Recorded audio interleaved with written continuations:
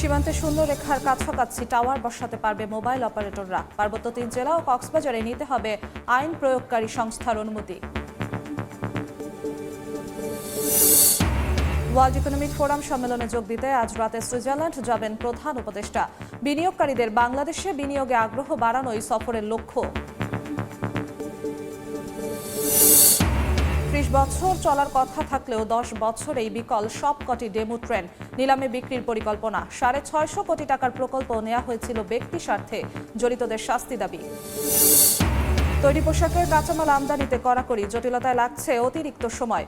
সংকটে buyer image অভিযোগ ব্যবসায়ীদের। কাপড়ের অবৈধ ব্যবসা বন্ধে কড়াকড়ি বলছে কাস্টমস। এবং বন্ধের একদিন পরেই যুক্তরাষ্ট্রে নিজেদের পরিষেবা চালু করছে টিকটক। নিষেধাজ্ঞা প্রত্যাহারে ট্রাম্পের প্রতিশ্রুতির পর সিদ্ধান্ত, জানালো চীনা কোম্পানিটি।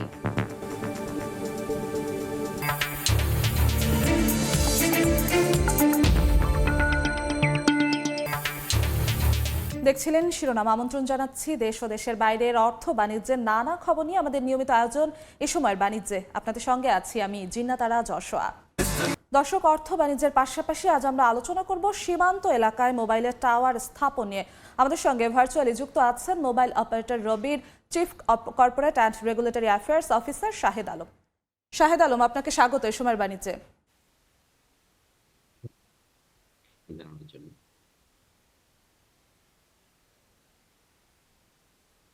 শাহেদ আলম, আপনি শুনতে পাচ্ছেন আমাকে?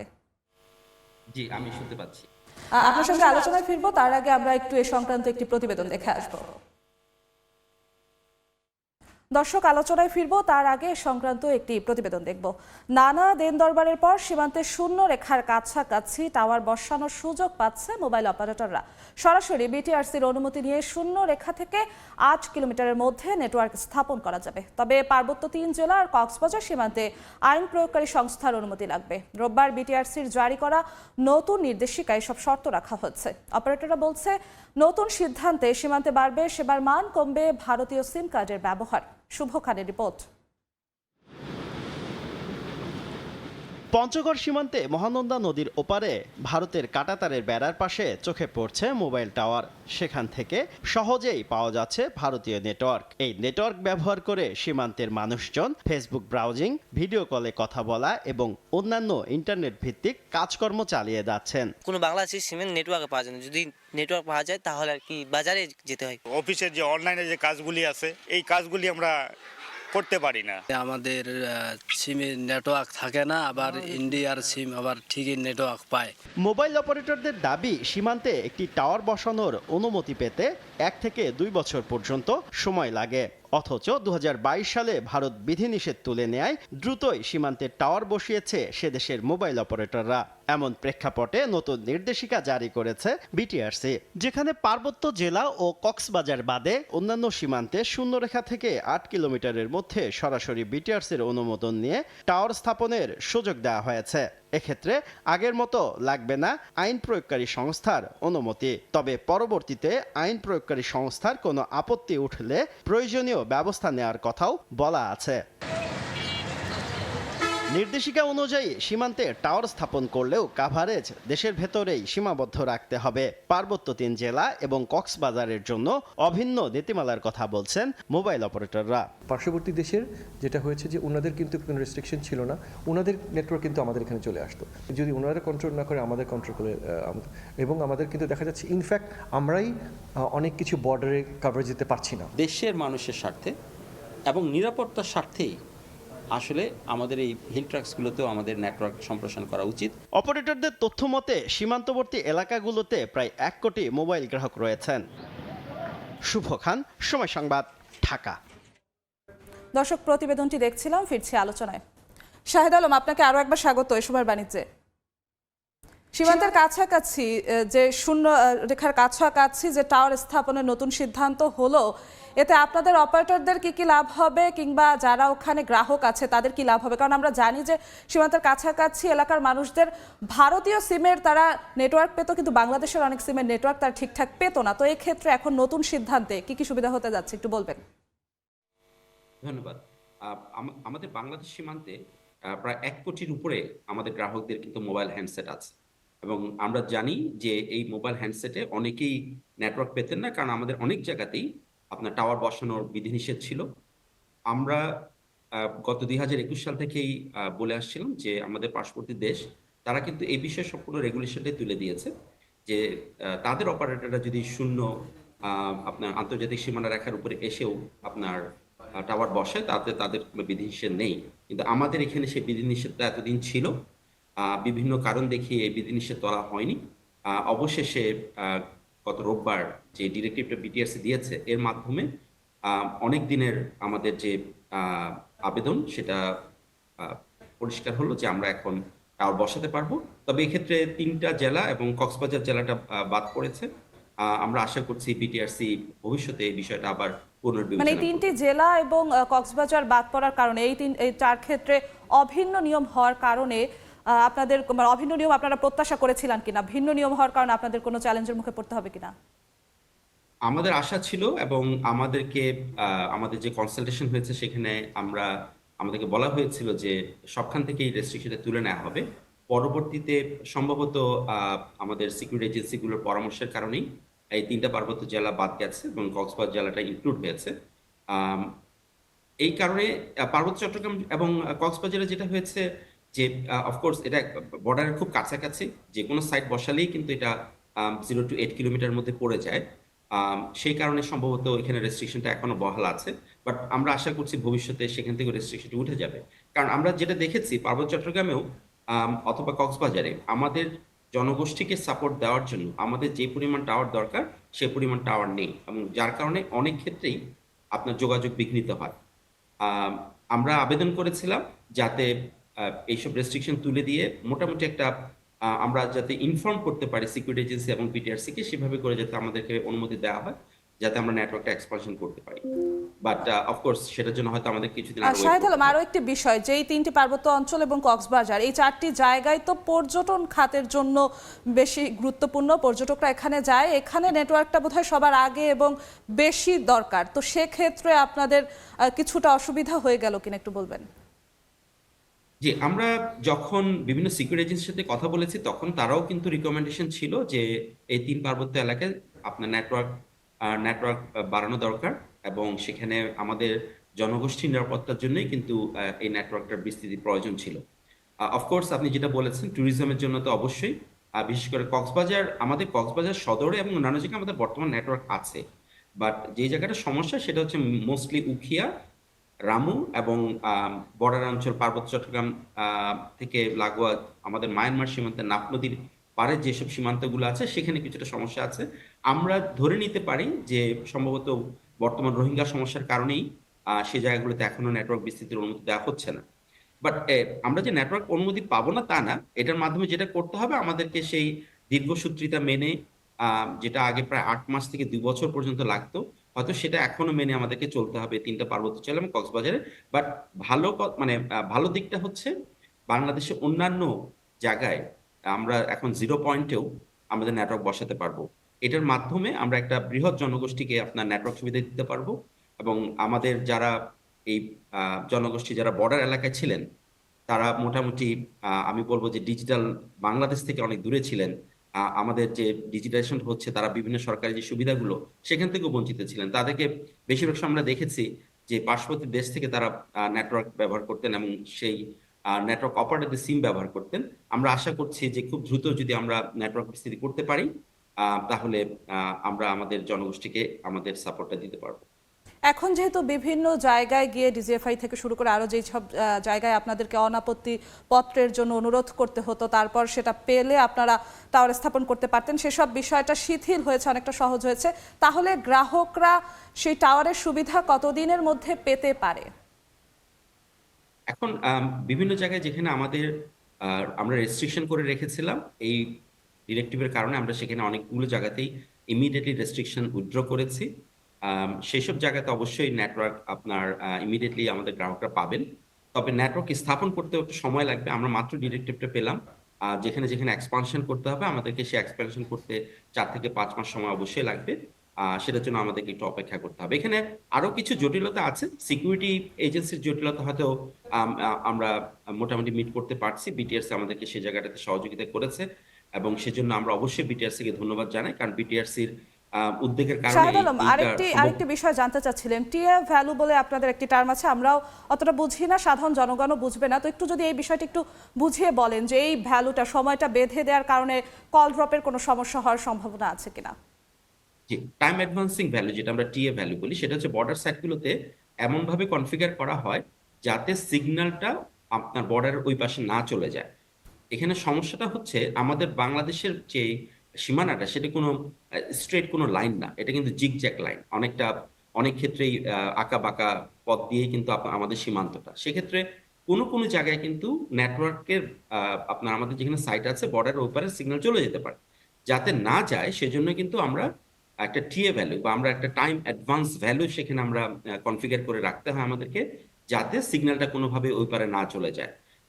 তারপরও যে যাবে না এটা কোনো গ্যারান্টি দেওয়া যায় না, কারণ হচ্ছে যে সিগন্যালটা আসলে যেটা বলেছি, বাংলাদেশ সীমানা যেহেতু কোনো স্ট্রেট লাইন না, সুতরাং সিগন্যালটা ওই পারে কিছুটা যেতেই পারে। বাট আমরা যেহেতু এটা স্ট্রিক্ট একটা রেগুলেশনস এর মধ্যে থাকতাম, সেখানের কারণে আমাদেরকে দেখা যেত যেহেতু সিগন্যালটা আপনি বৃত্তাকার যদি ধরেন, তাহলে কিন্তু সীমান্তের ওই পারে যেমন আপনি রেস্ট্রিক্ট করছেন, সীমান্তের এই পারেও কিন্তু আপনার রেস্ট্রিক্ট হয়ে যাচ্ছে। এইখান থেকে আমরা কিছুটা রিল্যাক্সেশন পাবো আমরা আশা করছি। আমরা আশা করছি যে এই বিষয়ে বিটিআরসিও কিছু ক্লারিফিকেশন আমাদেরকে দিবেন। এই ক্ষেত্রে আরো একটা বড় বাধা আমাদের মধ্যে তারপরে রয়ে যাচ্ছে, সেটা হচ্ছে বন বিভাগ। যেহেতু সীমান্ত অঞ্চলের অনেকগুলো জায়গাতে বন বিভাগের জায়গা আছে, আমাদের যদিও সিকিউরিটি এজেন্সির পারমিশন পাচ্ছি, বিটিআরসির পারমিশন পাচ্ছি, কিন্তু বন বিভাগ থেকে পারমিশন পেতে আমাদেরকে বেশ জটিলতার মধ্যে পড়তে হয়। আমরা আশা করছি সেসব জায়গাতেও আমরা সেই বাধাটা কাটিয়ে উঠতে পারবো অদূর ভবিষ্যতে। জি, আপনাকে অসংখ্য ধন্যবাদ আমাদের সঙ্গে যুক্ত হওয়ার জন্য। দর্শক, সীমান্ত এলাকায় টাওয়ার স্থাপন নিয়ে আমরা আলোচনা করেছিলাম। আমাদের সঙ্গে ভার্চুয়ালি যুক্ত হয়েছিলেন রবির chief corporate and regulatory affairs officer Shahed Alam. দেখছেন এ সময়ের বাণিজ্য। ওয়ার্ল্ড ইকোনমিক ফোরাম সম্মেলনে যোগ দিতে সোমবার রাতে সুইজারল্যান্ড যাবেন অন্তর্বর্তী সরকারের প্রধান উপদেষ্টা ডক্টর মোহাম্মদ ইউনুস। 4 দিনের সফর শেষে দেশে ফিরবেন 25 জানুয়ারি। রোববার সন্ধ্যায় রাজধানীর ফরেন সার্ভিস একাডেমিতে সংবাদ সম্মেলনে এই কথা জানান প্রধান উপদেষ্টার উপপ্রেস সচিব আবুল কালাম আজাদ মজুমদার। তিনি জানান, প্রধান উপদেষ্টা এই সফরে বিশেষ বৈঠক করবেন জার্মানির চ্যান্সেলর, থাইল্যান্ডের প্রধানমন্ত্রী, ফিনল্যান্ডের প্রেসিডেন্ট, বেলজিয়ামের রাষ্ট্রপ্রধানের সঙ্গে। এছাড়া মেটা, অ্যামনেস্টি ইন্টারন্যাশনাল সহ কয়েকটি সংস্থার সিইওদের সঙ্গেও বৈঠক করবেন প্রধান উপদেষ্টা। বাংলাদেশ বিষয়ক আলোচনা বৈদেশিক বিনিয়োগ বৃদ্ধিতে সহায়ক হবে বলে প্রত্যাশা তার।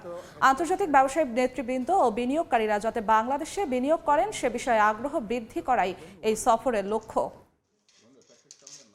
এই সফরে বেশ কিছু গুরুত্বপূর্ণ ডিগনিটারিজ আছেন যাদের সাথে উনি দেখা করবেন, দ্বিপাক্ষিক মিটিং করবেন। এর মধ্যে রয়েছেন জার্মানির চ্যান্সেলর ওলফ শুলস, ফিনল্যান্ডের প্রেসিডেন্ট আলেকজান্ডার স্টাব, বেলজিয়ামের কিং ফিলিপস এবং থাইল্যান্ডের প্রধানমন্ত্রী পেন্ট্রো সিনাওয়াত্রা। ইন্টারন্যাশনাল বিজনেস লিডারদের কনফিডেন্স বৃদ্ধির জন্য বাংলাদেশের প্রতি এই ডায়ালগটা এবং সামগ্রিকভাবে এই যে ওয়ার্ল্ড ইকোনমিক ফোরামের এই সফরটা, এটা আমাদের জন্য সহায়ক হবে। দেশের অস্থিতিশীলতা কাটতে শুরু করেছে বলে জানিয়েছেন অর্থ উপদেষ্টা ডক্টর সালেউদ্দিন আহমেদ। রোববার সন্ধ্যায় রাজধানীর একটি হোটেলে global student GSE entrepreneur awards Bangladesh চ্যাপ্টারের চূড়ান্ত পর্বে প্রধান অতিথি হিসেবে উপস্থিত হয়ে কথা জানান তিনি। বৈদেশিক মুদ্রার রিজার্ভও স্থিতিশীল অবস্থায় রয়েছে বলে জানান তিনি। নেতৃত্বগুণ ও উদ্যোক্তা হওয়ার সম্ভাবনা বিবেচনায় প্রতিযোগিতার মধ্য থেকে শিক্ষার্থীদের নির্বাচিত করে এই অ্যাওয়ার্ড দেয় জিএসই। এই প্রতিযোগিতার আয়োজন করে 87 দেশের 18,000-এর বেশি ব্যবসায়ী নেতার সংগঠন ইও। ভ্যাটের হার 15% করার প্রতিবাদে রাজধানীর আগারগাঁও জাতীয় রাজস্ব বোর্ড এনবিআর-এর সামনে মানববন্ধন করছে অটোমোবাইলস ওয়ার্কশপ মালিক সমিতি। সেখানে আছেন সহকর্মী সাইফুল ইসলাম, সরাসরি যাচ্ছি তার কাছে। সাইফুল,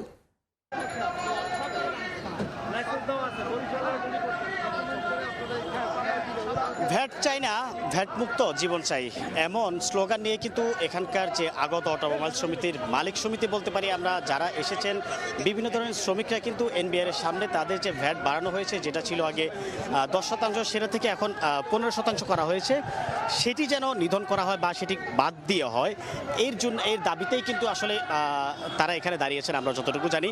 তবে সকাল থেকেই এখানকার আগত এনবিআর-এর সামনে যে সমস্ত লোকগুলি জড়ো হয়েছেন, তারা বিভিন্ন থানা থেকে এসেছেন, রাজধানীর বিভিন্ন থানা ওয়াইজ হচ্ছে তারা বিভিন্ন গাড়িতে করে এসেছেন। আসার পরবর্তী আমরা দেখতে পেয়েছি যে এখানে নানান রকম স্লোগান নিয়ে তারা এসেছে। যেমন আমরা যদি দুই একটা স্লোগান বলি যে সহনীয় ভ্যাট দিব, দেশের উন্নয়নে অংশ নিবে, এমন কিন্তু এরপরে আবার অনেকেই বলছেন যে আসলে ওয়ার্কশপ মালিকদের গলায় ফাঁস, ভ্যাটের নামে সর্বনাশ, এরকম নানান দাবি দাবা নিয়ে কিন্তু তারা এসেছেন। আমরা যতটুকু এখানে খোঁজখবর নিয়ে জানতে পেরেছি যে তারা পূর্বে তাদের সর্বোচ্চ যে ভ্যাট ছিল 10%, যেমন মোটরজাত মেরামত শিল্পকে টিকিয়ে রাখছে যে ট্রেড ফ্যাসিলিটেশনের স্বার্থে 15% অর্জিত ভ্যাট প্রত্যাহার করে ক্যাটাগরি ভিত্তিতে যেন 5% ভ্যাটের রাখার অনুরোধ যাচ্ছে কিন্তু এখানকার কর্মচারীরা বা আগত যে মালিকরা আছেন তারা। এর পাশাপাশি তাদের যে আগে 3 কোটি টাকা পর্যন্ত আয়ের বিপরীতে তারা যে ভ্যাট দিত 10%, সেটি কিন্তু 50 লাখ টাকা নামিয়ে আনা হয়েছে, এরকম একটি কিন্তু এখানকার অভিযোগ আমরা শুনতে পেয়েছি তাদের কাছ থেকে। তবে সর্বোপরি বলা যায় যে এখানে যে মালিক সমিতি যারা এখানে আছেন তারা যে পুরাতন গাড়ি মেরামত করার পরে কিন্তু তাদের শ্রমিকরা হচ্ছে বিদেশে যায়, গিয়ে এখান থেকে কাজ শেখার পরেই কিন্তু তারা এই দেশে এসে কিন্তু তারা তাদের যে রেমিটেন্সের যে যোদ্ধা, সেই যোদ্ধাতেও কিন্তু তারা কাজ করে থাকে।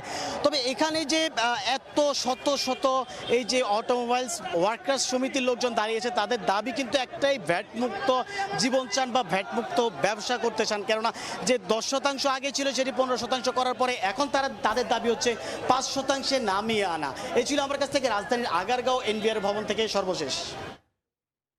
রাজধানীর আগারগাঁওয়ে জাতীয় রাজস্ব বোর্ডের সামনে থেকে সরাসরি যুক্ত হয়েছিলেন সহকর্মী সাইফুল ইসলাম। 30 বছর সেবা দেওয়ার কথা থাকলেও 10 বছরের মাথায় 650 কোটি টাকা ডেমো ট্রেন ভাঙারি হিসেবে বিক্রির পরিকল্পনা চলছে। নষ্ট ডেমোগুলো মেরামতের সক্ষমতা না থাকায় সিদ্ধান্ত নিয়েছে রেলওয়ে। বিশেষজ্ঞরা বলছেন, উপযোগিতা না থাকলেও ব্যক্তি লাভের আশায় নেওয়া হয়েছিল প্রকল্প। রেলে এরকম প্রকল্প আরও আছে জানিয়ে জড়িতদের শাস্তি দাবি তাদের। নাজমুস সালেহীর প্রতিবেদন।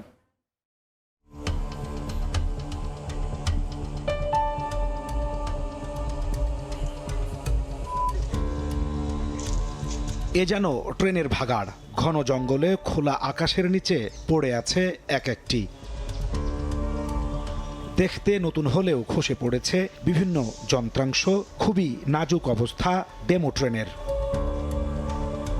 30 বছর সেবা দেওয়ার কথা বলে 10 বছর আগে 650 কোটি টাকায় চীন থেকে আমদানি করা হয় 20টি ডেমো। 5-6 মাস না যেতেই বিকল হওয়া শুরু।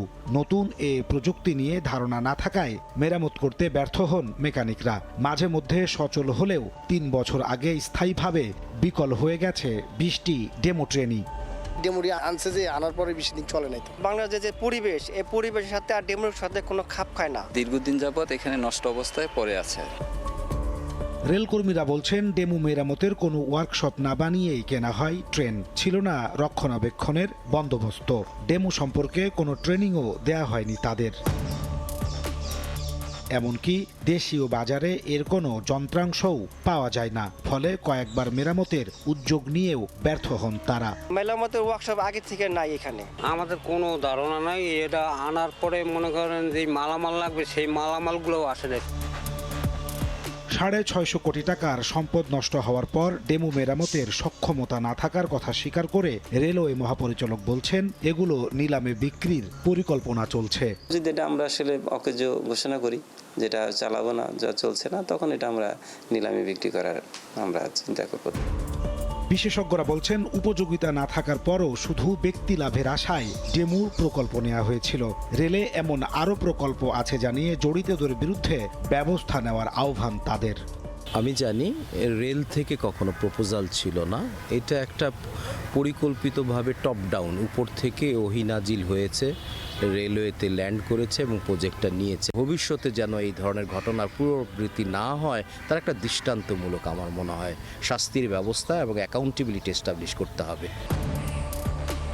জনগণের অর্থের অপচয় হলেও শুধু কোচ সংকটে অনেক নতুন রুটে ট্রেন চালানো সম্ভব হচ্ছে না।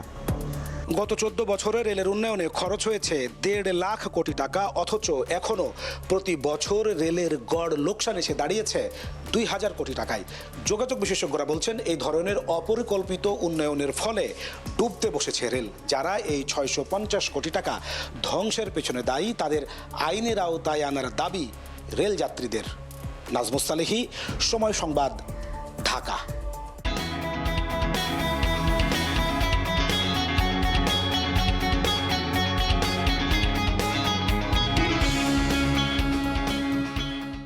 খাদ্যদ্রব্য রফতানিতে গত 2 বছর ধরে ভারত সরকারের বাণিজ্য মন্ত্রণালয়ের নানা শর্ত এখনও বহাল থাকায় 2023 সালের তুলনায় 2024 সালে আমদানির পরিমাণ আরও কমেছে। বিস্তারিত জানাতে এই মুহূর্তে বেনাপোল বন্দরে আছেন সহকর্মী আজিজুল হক। সরাসরি যুক্ত হচ্ছি তার সঙ্গে। আজিজুল, বেনাপোল স্থল বন্দর দিয়ে ভারত এবং বাংলাদেশের মধ্যে যে সমস্ত পণ্য আমদানি হয় তার মধ্যে বড় একটি অংশ রয়েছে খাদ্যদ্রব্য জাতীয় পণ্য। তবে গেল 2 বছর ধরে ভারত সরকারের বাণিজ্য মন্ত্রণালয়ের এই ধরনের জরুরি খাদ্যদ্রব্য আমদানিতে নানান শর্ত এখনো পর্যন্ত বহাল থাকায় খাদ্যদ্রব্যের আমদানির পরিমাণ কিন্তু অনেকাংশে কমে এসেছে। বেনাপোল স্থল বন্দর সূত্রে যেটি আমরা জানতে পেরেছি, বিশেষ করে গম এবং চিনি আমদানি গত 2 বছর ধরে একেবারে শূন্যের কোটায়। বন্দরের তথ্য অনুযায়ী 2023 সালে বেনাপোল স্থল বন্দর দিয়ে ভারত থেকে আমদানি হয় 64,523 মেট্রিক টন বিভিন্ন ধরনের খাদ্যদ্রব্য। আর 2024 সালে এসে এই আমদানি পণ্যের পরিমাণ কমে দাঁড়িয়েছে 47,992 মেট্রিক টন। অর্থাৎ 2023 সাল থেকে 2024 সালে এসে খাদ্যদ্রব্য জাতীয় পণ্য আমদানি পরিমাণ কমেছে 16,731 মেট্রিক টন। 2021 সালের 20 জুলাই থেকে 2024 সাল পর্যন্ত সিদ্ধ আতপ চাল আসা ভারত থেকে বন্ধ ছিল। একই বছরের 13 মে থেকে গম আমদানি বন্ধ, 28 ডিসেম্বর থেকে চাল আমদানি বন্ধ এবং 19 আগস্ট থেকে পেঁয়াজ রপ্তানিতে 40% শুল্ক আরোপ এবং রপ্তানি মূল্য $850 বৃদ্ধির কারণে গত বছরে পেঁয়াজের যে স্বাভাবিক আমদানি সেটি কিন্তু বন্ধ ছিল।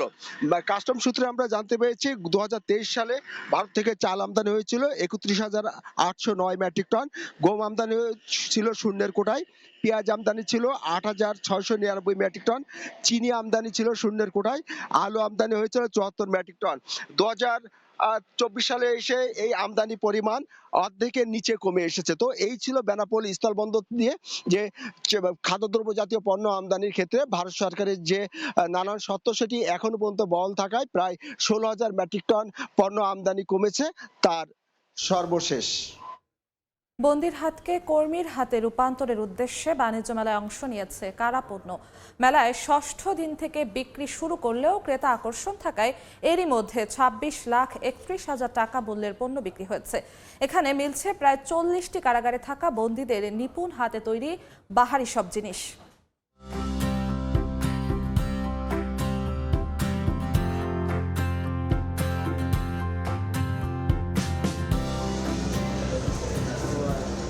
ঢাকা আন্তর্জাতিক বাণিজ্য মেলার অন্য সব প্যাভিলিয়ন থেকে ব্যতিক্রম এই প্যাভিলিয়নটি। কারাগারের আদলে তৈরি করা এতে মিলছে দেশের প্রায় 40টি জেলের বন্দীদের হাতে তৈরি বাঁশ ও বেতের মোড়া, পাটের তৈরি ব্যাগ, নকশিকাঁথা, পাপোশ সহ গৃহসজ্জার বাহারি সব পণ্য। বন্দির হাতকে কর্মীর হাতে রূপান্তরের উদ্দেশ্যেই এমন উদ্যোগ। সর্বনিম্ন 30 টাকা থেকে শুরু করে সর্বোচ্চ 6,000 টাকায় মিলছে এসব কারাপণ্য। টেকসই ও ব্যতিক্রম হওয়ায় আকৃষ্ট হচ্ছেন ক্রেতা দর্শনার্থীরা। নিখুঁত, অনেক সুন্দর, অনেক ধৈর্য নিয়ে এই জিনিসগুলা বানিয়েছে। আমার বেশ ভালো লেগেছে আর প্রাইসও বেশ রিজনেবল। ছোট বড় মাঝারি ধরনের এবং যে চেয়ারগুলি আছে খুব রাজকীয় চেয়ারগুলি। দৈনন্দিন যে জিনিসপত্র আমাদের প্রয়োজন সেটা আমরা এখানে পাচ্ছি। কয়েদিরা এটা তৈরি করছে, তাদেরও একটা কর্মসংস্থান হচ্ছে এবং এটা আসলে মনে করি যে it's a really good initiative. এই জিনিসগুলো ক্রয় করে তাদেরকে এতটুকু আত্মবিশ্বাস বা কনফিডেন্স দেয়া যে হ্যাঁ তারাও পারবে। কারাপণ্য বিক্রির লভ্যাংশের 50 ভাগ দেওয়া হয় বন্দীদের। এই টাকা তারা নিজেদের জন্য খরচ করতে পারেন কিংবা দিতে পারেন পরিবারকে, আর বাকি অর্ধেক জমা দেওয়া হয় সরকারি কোষাগারে। প্রচুর চাহিদা, যত দর্শনার্থী আসে যারাই আসে মানে প্রায় লোকেই খোঁজে যে কারাপণ্যের স্টলটা কোথায়। বন্দির হাতকে কর্মীর হাতে রূপান্তর করা আমাদের মূল উদ্দেশ্য। মানে এটা তারা যেইভাবে ট্রেন্ড নিয়ে যাচ্ছে বাইরে যাওয়াও জানি তারা একটা কাজ করতে পারে। এদিকে কারা বন্দীদের পণ্য মেলায় তুলে ধরতে পেরে খুশি কর্তৃপক্ষ। যে অপরাধী তারা ভিতরে যে কাজ করে এবং মানুষের সামনে যে পণ্যগুলোকে বা কুটির শিল্প যাই বলেন এগুলো যে মানুষের কাছে আনতে পারছি আমরা, এই দেখে আমি খুব আনন্দিত। অধিকাংশ কারাগার থেকে আমরা এই পণ্যগুলো নিয়ে আসছি একটাই কারণ, একটা বন্দীকে যেন আমরা পুনর্বাসিত করতে পারি। মেলায় গেল 13 দিনে 26,31,000 টাকার কারাপণ্য বিক্রি হয়েছে। ইয়ানুর শিফাত, সময় সংবাদ, ঢাকা। জমে উঠেছে 29তম ঢাকা আন্তর্জাতিক বাণিজ্য মেলা। মেলার সবশেষ খবর জানাতে এই মুহূর্তে পূর্বাচলে আছেন সহকর্মী ফরহাদুর রহমান। সরাসরি যাচ্ছি তার কাছে। ফরহাদ, আজ বাণিজ্য মেলার 20তম দিন, অর্থাৎ মাসের শুরু থেকে 20টি দিন ইতিমধ্যে পার হয়ে গেছে এবং আজকে এসে যেটি দেখা যাচ্ছে ক্রেতা এবং বিক্রেতারা যেটি বলছেন যে আস্তে আস্তে সময় যত গড়াচ্ছে বাণিজ্য মেলার ক্রেতার উপস্থিতি তত বাড়ছে, দর্শনার্থীর উপস্থিতি তত বাড়ছে। সকাল 10টা নাগাদ মেলার ফটক খুলে দেওয়ার পর থেকে দেখা যায় দর্শনার্থীরা আসতে শুরু করেন এবং মেলায় যেহেতু এই বছর 362টি স্টল প্যাভিলিয়ন অংশগ্রহণ করেছে, যেখানে বিদেশি স্টল আছে মাত্র 11টি। বেশিরভাগ ক্রেতারাই তাদের পছন্দের তালিকায় রেখেছেন দেশি পণ্য। বিশেষ করে আমরা যেটি দেখতে পাচ্ছি যে গৃহস্থলী পণ্য যেগুলো আছে সেগুলোর দোকানগুলোতে ভিড় আছে বেশি এবং নারীদের প্রসাধনীর যেসব জিনিসপত্র আছে সেগুলোতে ভিড় আছে। পাশাপাশি নানা ধরনের জিনিসপত্র, বিশেষ করে ঘরের জিনিসপত্র যেগুলো আছে সেগুলোতেও মানুষজনের ভিড় দেখছি। তবে ক্রেতাদের দর্শনার্থীদের সাথে আমরা যেটি কথা বলছিলাম যে আন্তর্জাতিক বাণিজ্য মেলা হলেও এখানে আসলে এই বছর তুলনামূলক কম অংশগ্রহণ আন্তর্জাতিক অঙ্গন থেকে হয়েছে, কেননা মাত্র 11টি স্টল, সেখানে 7টি দেশের বিক্রেতারা স্টল নিয়ে প্যাভিলিয়ন নিয়ে তাদের পসরা সাজিয়ে বসেছেন। যেটি আসলে দেখা যাচ্ছে যে মেলা যতটা শেষের দিকে যাচ্ছে ততই ক্রেতা দর্শনার্থীর পরিমাণ বাড়ছে। তবে সেই যে অভিযোগটা তারা করছেন সেটির বাস্তবতা আমরা দেখতে পাচ্ছি। দু একটি দোকানে শুধুমাত্র দেখা যায় টার্কিশ দু একটি দোকানে এসব পণ্য নিয়ে বসেছেন বিদেশি, এবং ভারতীয় এবং পাকিস্তানি কিছু পণ্য তারা সাজিয়েছেন। আর বেশিরভাগ ক্ষেত্রে মানুষজন আসলে ভিড় করছেন, যেটি বলছিলাম যে নারীদের যে প্রসাধনী সামগ্রী আছে সেগুলোর ক্ষেত্রে তারা ভিড় করছেন। তবে দিন যত যাচ্ছে আসলে মেলা আরো বেচাকেনা বাড়বে এমনটা প্রত্যাশা করছেন বিক্রেতারা। যেমনটা আসলে ছুটির দিনে হয়, এখন অন্যান্য দিনেও কিন্তু মেলা এই দর্শনার্থীর পরিমাণ বাড়ছে। তো ঢাকা আন্তর্জাতিক বাণিজ্য মেলা থেকে এই ছিল আমার কাছে এখনকার মতো সবশেষ খবর। এবার জানাবো পুঁজিবাজারের খবর। দেশের প্রধান পুঁজিবাজার ঢাকা স্টক এক্সচেঞ্জ ডিএসইতে সূচকের ইতিবাচক প্রবণতা দিয়ে চলছে লেনদেন। সবশেষ বাজার পরিস্থিতি জানাতে সরাসরি নিয়ে যাচ্ছি ডিএসই এর ওয়েবসাইটে। দর্শক, যেমনটা বলছিলাম, ইতিবাচক প্রবণতা দিয়ে চলছে ঢাকার পুঁজিবাজারের লেনদেন। 3 সূচকে ঊর্ধ্বমুখী প্রবণতা দেখতে পাচ্ছি আমরা এই মুহূর্তে। প্রধান সূচক ডিএসই এক্স সূচকে পয়েন্ট বেড়েছে 24.84 পয়েন্ট, 24.84 পয়েন্ট বৃদ্ধি পেয়ে এই মুহূর্তে প্রধান সূচক বা ডিএসই এক্স সূচকের পয়েন্ট রয়েছে 5169.92 পয়েন্ট এবং সরিয়া সূচকের পয়েন্ট বেড়েছে 8.77 পয়েন্ট এবং এই মুহূর্তে পয়েন্ট রয়েছে 1164.30 পয়েন্ট এবং ডিএস30 সূচক বা বাছাইকৃত সূচক আমরা যেটাকে বলি সেই সূচকে পয়েন্ট বৃদ্ধি পেয়েছে 8.14 এবং পয়েন্ট রয়েছে এখন 1911.02 পয়েন্ট এবং এখন পর্যন্ত ঢাকার পুঁজিবাজারে 51,932 বার শেয়ার হাতবদল হয়েছে এবং যেসব কোম্পানিগুলো শেয়ার বাজারে লেনদেনে অংশ নিয়েছে সেসব কোম্পানিগুলোর শেয়ারের দাম বৃদ্ধি পেয়েছে। 241টি কোম্পানির শেয়ারের দাম বৃদ্ধি পেয়েছে এবং 77টি কোম্পানির শেয়ারের দাম কমেছে এবং অপরিবর্তিত আছে 68টি কোম্পানির শেয়ারের দাম। এবং আমরা যদি একটু বলি এখন পর্যন্ত ঢাকার পুঁজিবাজারে লেনদেন হয়েছে কত টাকা, সেই অঙ্কটা হচ্ছে 162.65 লাখ টাকা। একটু দেখাতে চাই সেই 162.65 লাখ টাকার মধ্যে কোন কোম্পানিগুলো লেনদেন করেছে এবং কারা লেনদেনে দৌড়ে এগিয়ে আছে, প্রথম দিকে আছে এবং প্রথমেই আছে লাভেলো। এখন পর্যন্ত লেনদেন করেছে 8.67 লাখ টাকা ঢাকার পুঁজিবাজারে। মিডল্যান্ড ব্যাংক লেনদেন করেছে 8.55 লাখ টাকা। 3 নম্বরে রয়েছে কোহিনুর গ্রুপ লেনদেন করেছে 8.17 লাখ টাকা এবং 4 নম্বরে রয়েছে এশিয়াটিক ল্যাব এখন পর্যন্ত ঢাকার পুঁজিবাজারে লেনদেন করেছে 4.77 লাখ টাকা এবং 5 নম্বরে আছে আফতাব অটোমোবাইলস এখন পর্যন্ত লেনদেন করেছে 4.43 লাখ টাকা। এই কোম্পানিগুলো এখন পর্যন্ত যেসব কোম্পানিগুলো ঢাকার পুঁজিবাজারে লেনদেন করেছে তাদের মধ্যে প্রথম দিকে রয়েছে। তো এই ছিল ঢাকার পুঁজিবাজারের সবশেষ update. Free of cost FOC এর আওতায় তৈরি পোশাক শিল্পের কাঁচামাল আমদানিতে রাজস্ব বোর্ডের কড়াকড়ি আরোপে জটিলতা বাড়ছে। আমদানি করা কাপড় ছাড় করাতে বন্ডের প্রত্যয়নপত্র যেমন লাগছে তেমনি কাটিং সিস্টেম চালু করেছে কাস্টমস। এতে অতিরিক্ত 20 থেকে 30 দিন লাগায় বায়ার ইমেজ সংকট সহ ক্ষতির মুখে পড়তে হচ্ছে বলে অভিযোগ ব্যবসায়ীদের। এফওসি সুবিধায় আনা কাপড়ের অবৈধ ব্যবসা বন্ধে কড়াকড়ির কথা জানালো কাস্টমস। সাক্ষাৎ রিপোর্ট ক্যামেরায় বিস্তারিত জানাচ্ছেন কমল দে। লাখ লাখ ডলার বিনিয়োগের মাধ্যমে ব্যাক টু ব্যাক এলসি খুলে কাঁচামাল আমদানি করতে হয় না বলে গার্মেন্টস ব্যবসায়ীদের কাছে ফ্রি অফ কস্ট আর্থিক সুবিধাজনক ব্যবসায়িক মাধ্যম হয়ে উঠেছিল। বিশেষ করে বায়ার প্রতিষ্ঠান নিজেরাই কাপড় সহ প্রয়োজনীয় অ্যাক্সেসরিজ পাঠিয়ে দিবে। বাংলাদেশের গার্মেন্টস মালিকেরা শুধুমাত্র শ্রমিক ব্যবহার করে উৎপাদিত পণ্য বায়ার প্রতিষ্ঠানের কাছে রফতানি করবে। কিন্তু ডলার সাশ্রয়ী এই এফওসির ক্ষেত্রে নানা ধরনের জটিলতার সৃষ্টি হচ্ছে বলে অভিযোগ উঠেছে। এফওসির ক্ষেত্রে যেটা বেনিফিট সেটা হচ্ছে যে আমরা আমাদের কোনো ব্যাক টু ব্যাক আমাদের ডলার কিন্তু যাচ্ছে না, সমস্ত ডলার আসতেছে। তো এখানে একটা বাধাও আমাদের আছে, সেটা হচ্ছে যে আমাদের কাস্টম জটিলতা আছে, এটাতে বন্ডে জটিলতা আছে। এফওসির ক্ষেত্রে জাতীয় রাজস্ব বোর্ডের নির্দেশনা মেনে পণ্য ছাড় করাতে গিয়ে যেমন অতিরিক্ত সময় ক্ষেপণ হচ্ছে, তেমনি বায়ারদের মধ্যে বাংলাদেশের গার্মেন্টস ব্যবসায়ীদের নিয়ে আস্থাহীনতা সৃষ্টি হচ্ছে। 50%-এর অধিক যদি আমরা এফওসি ফেব্রিক এনে থাকি তাহলে এগুলো বন্ড থেকে পত্রটা নিতে হবে, বিজিএমই থেকে নয়। সেক্ষেত্রে গিয়ে আমাদের অনেক টাইম কিল হচ্ছে। এই অবস্থায় এফওসির আওতায় কাঁচামাল আমদানির ক্ষেত্রে বন্ড কমিশনার থেকে প্রত্যয়নপত্র নেওয়ার শর্ত শিথিল করতে জাতীয় রাজস্ব বোর্ডের কাছে দাবি জানিয়েছেন গার্মেন্টস ব্যবসায়ীরা। এফওসিতে সরকারের পলিসির মধ্যে কিছু ঘাপলা আছে, এটাকে যদি নতুনভাবে ডিজাইন করা হয় আমাদের গ্রোথ কিন্তু আপনি যা দেখছেন তার থেকে আরো বাড়তি আসবে। তবে কাস্টমসের অভিযোগ ফ্রি অফ কস্টের সুবিধাকে কাজে লাগিয়ে বেশ কটি অসাধু গার্মেন্টস প্রতিষ্ঠান আমদানি করা কাপড় যেমন খোলা বাজারে বিক্রি করেছে, তেমনি গার্মেন্টসের কাপড়ের আড়ালে ভিন্ন পণ্য এনে ব্যবসা করার চেষ্টা হয়েছে।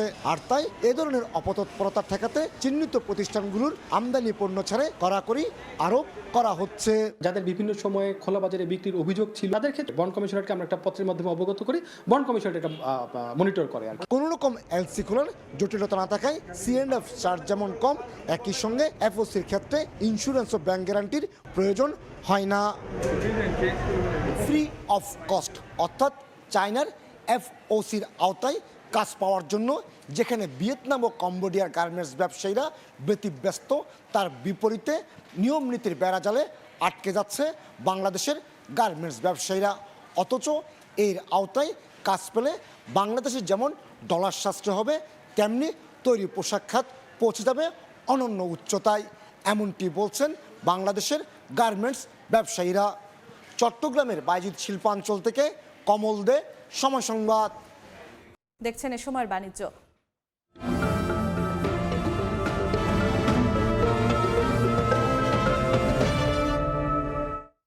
সুনির্দিষ্ট পরিকল্পনা ও পৃষ্ঠপোষকতার অভাবে নানামুখী সমস্যায় জর্জরিত উপকূলীয় জেলা পটুয়াখালীর বিসিক শিল্পনগরী। নতুন কয়েকটি কারখানা গড়ে উঠলেও বাড়েনি ন্যূনতম সুযোগ সুবিধা, এতে ভোগান্তি শেষ নেই শিল্প উদ্যোক্তাদের।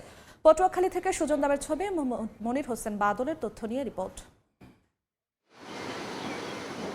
জেলা শহরের মাঝগ্রাম এলাকায় 15.5 একর জমির ওপর বিসিক শিল্পনগরী গড়ে তোলা হয় 1982 সালে। বর্তমানে এখানে 102টি প্লটে 43টি শিল্প প্রতিষ্ঠান চালু আছে। নগরীটি নদীর তীরে হলেও নেই কোনো জেটি, এই পথে পণ্য পরিবহনে তাই নিত্য দুর্ভোগ। ড্রেনেজ ব্যবস্থা উন্নত না হওয়ায় বৃষ্টি হলে তৈরি হয় জলাবদ্ধতা। নদীর পারে যে জেটিটা আমাদের বিশেষ করে মাল লোড আনলোড করতে আমাদের অনেক কষ্ট করতে হয় এবং আমাদের ক্যারিং কস্ট অনেক বেশি হয়। এখানে রাস্তাঘাট নির্মাণ হলেও আমাদের এখানে একটা কালভার্ট ছিল, সেটা এখনো পর্যন্ত নির্মাণ হয়নি। প্রবেশ পথে ছোট খাল থাকলেও কালভার্ট না থাকায় প্রবেশ করতে পারে না ভারী যানবাহন। ভিতরের সড়কগুলো ভাঙাচোরা, নেই গ্যাস সংযোগ।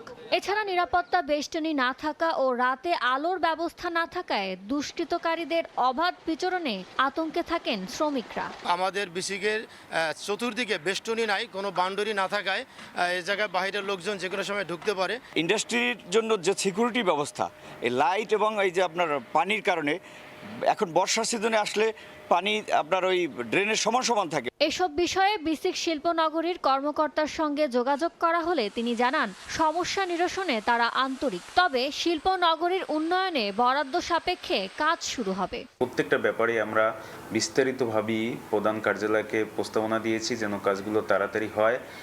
আমরা আশা করি অতি দ্রুতই আমাদের এই প্রস্তাবনাগুলো প্রধান কার্যালয়ের নজরে আসবে এবং তারা সেই অনুপাতে কার্যক্রম করবে। উপকূলীয় জেলার শিল্প খাতের প্রসারে গড়ে ওঠা এই নগরীর সুযোগ সুবিধা বাড়ানোর আরও বেশি কার্যকর উদ্যোগ নেওয়ার আহ্বান জানিয়েছেন সংশ্লিষ্টরা। সময় সংবাদ, পটুয়াখালী। সাভারে ভোটার হালনাগাদ কার্যক্রমের উদ্বোধন অনুষ্ঠানে বক্তব্য রাখছেন প্রধান নির্বাচন কমিশনার AMM নাসিরউদ্দিন। সরাসরি চলে যাচ্ছি সেখানে। তার মধ্যে প্রথম ধাপ হচ্ছে এই যে সুষ্ঠু ভোটার তালিকা। আমাদের ট্রেন যখন যাত্রা করলো, এই যাত্রার মধ্যে আমাদের প্রথম কাজটা হচ্ছে ফার্স্ট স্টেশন থেকে আমাদেরকে ভোটারদেরকে সাথে নিতে হবে এবং সঠিক ভোটার তালিকা না করতে পারলে ওই আমাদের অধিকার প্রতিষ্ঠাটা ব্যাহত হবে, সঠিক হবে। তাইলে এখানে একটা কথা বলতে চাই আমি অ্যাজ এ রেফারেন্স। সেদিন দেখলাম পত্রিকায় সীমান্তে জায়গা জমি নিয়ে গোলমাল আমাদের বাংলাদেশিরা দলবদ্ধভাবে মোকাবেলা করেছে। কি জন্য মোকাবেলা করেছে? অধিকারটা প্রতিষ্ঠা করার জন্য, তাদের জমিতে তাদের মালিকানা প্রতিষ্ঠার জন্য। আমরা এই অধিকার প্রতিষ্ঠার সংগ্রামের পুরা দেশবাসীকে আমাদের পাশে চাই। আমরা পুরা দেশবাসীর সহযোগিতা নিয়ে এই অধিকার আমরা ইনশাআল্লাহ প্রতিষ্ঠা করব। যেদিন মানুষ ভোট দিতে পারবে নির্বিঘ্নে, বিনা দ্বিধায়, freely, fairly, without any intimidation, ভয় ভীতিহীনভাবে নিজের পছন্দের প্রার্থীকে যেদিন ভোট দিতে পারবে সেদিন আমরা মনে করি যে ভোটের অধিকার প্রতিষ্ঠা হলো। আমরা সেই প্রতিষ্ঠা সংগ্রাম নিয়েছি এবং আপনাদের সবাইকে সাথে নিয়ে এই কাজটা আমাদের করতে হবে। আমাদের একা পক্ষে এটা সম্ভব না। আমাদের যে পুলিশ প্রশাসন থেকে, তারপর আমাদের বিভাগীয় কমিশনার মহোদয়, ঢাকার DC মহোদয়, ওনারা যে আশ্বস্ত করলেন, এটা ওনাদেরও তো অধিকার প্রতিষ্ঠার ব্যাপার আছে, ওনাদের নিজেদেরও অধিকার প্রতিষ্ঠার ব্যাপার আছে, সবার অধিকার প্রতিষ্ঠা করতে আছে। যদি জাতীয় নির্বাচন হয়, এটা ইলেকশন কমিশনের ব্যাপার না, জাতীয় ব্যাপার, এটা জাতীয় ব্যাপার, এটা জাতির প্রোগ্রাম। সুতরাং বাঙালি জানে, ঐক্যবদ্ধ হতে জানে, অধিকার। দেখছেন এ সময়ের বাণিজ্য। বরিশালে largest banking network business conference করেছে IFIC ব্যাংক। শুক্রবার জেলা শিল্পকলা একাডেমি মিলনায়তনে বরিশাল ও ফরিদপুর জোনের 16টি শাখা ও 96টি উপশাখার 350 কর্মী সম্মেলনে অংশ নেন। আমানত সংগ্রহ, ঋণ দেয়া ও সাফল্য অর্জনে ভূমিকা রাখায় কর্মীদের সম্মাননা দেন ব্যাংকটির চেয়ারম্যান মোহাম্মদ মেহমুদ হোসেন ও পরিচালক ইফতাতুল ইসলাম। এ সময় ব্যাংকের ব্যবস্থাপনা পরিচালক সৈয়দ মনসুর মোস্তফা, উপব্যবস্থাপনা পরিচালক Mohammad Rafiqul Islam, head of operations Helal Ahmed সহ ঊর্ধ্বতন কর্মকর্তারা উপস্থিত ছিলেন। 3 দিনব্যাপী 51তম Aga Khan gold cup golf tournament 2025 অনুষ্ঠিত হয়েছে। এর আগে গত শুক্রবার কুর্মিটোলা গলফ ক্লাবে টুর্নামেন্টের উদ্বোধন করেন বিমানবাহিনী প্রধান air chief marshal Hasan Mahmud Khan. টুর্নামেন্টে কুর্মিটোলা গলফ ক্লাবের দেশি বিদেশি সদস্য সহ প্রায় 500 জন গলফার অংশগ্রহণ করেন। উদ্বোধনী অনুষ্ঠানে উপস্থিত ছিলেন ন্যাশনাল ডিফেন্স কলেজের কমান্ড্যান্ট ও কুর্মিটোলা গলফ ক্লাবের vice president lieutenant general Mohammad Shahinul Haque, prince Aga Khan Shia Imami Ismaili কাউন্সিলের প্রেসিডেন্ট মাদাদ আলী ভিরানি প্রমুখ। দেখছেন এ সময়ের বাণিজ্য। দ্বিতীয়বারের মতো মার্কিন প্রেসিডেন্ট ডোনাল্ড ট্রাম্পের হোয়াইট হাউসে ফেরাকে কেন্দ্র করে শক্তিশালী অবস্থানে রয়েছে ডলার। সোমবার মার্কিন এই মুদ্রার সূচক দাঁড়িয়েছে 109.28। গেল বছরের সেপ্টেম্বর থেকে ইউরোর বিপরীতে ডলারের দাম প্রায় 14% বেড়েছে। আর নভেম্বরে মার্কিন নির্বাচনের পর ডলার সূচক বেড়েছে 4%। ট্রাম্পের নেওয়া নীতিগুলো দেশের অর্থনৈতিক প্রবৃদ্ধি বাড়াবে এমন আশা করছেন ব্যবসায়ীরা। দ্বিতীয় দফায় দায়িত্ব গ্রহণের পরপর ঝড়ের গতিতে বিভিন্ন ধরনের নীতিগত সিদ্ধান্ত নেবেন ট্রাম্প, সেদিকে তাকিয়ে আছেন বিনিয়োগকারীরা। এই ছিল এ সময়ের বাণিজ্যে, সঙ্গেই থাকুন সময়ের।